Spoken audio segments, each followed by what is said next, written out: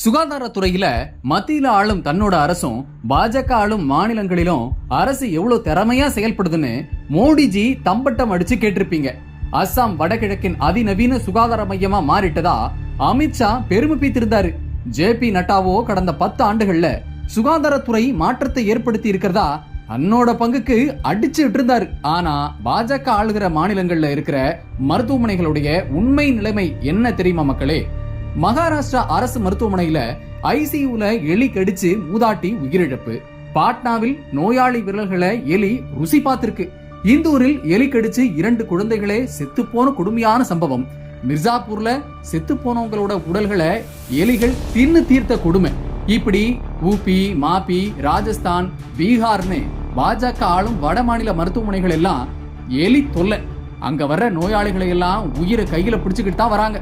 இதுதான் பாஜக மக்களோட சுகாதாரத்துல காட்டுற அக்கறை. இப்ப தெரியுதா மக்களே, பாஜக ஏன் நாட்டுக்கும் வீட்டுக்கும் கேடுன்னு? உண்மையின் பாதையில் தமிழ்நாடு காங்கிரஸ்.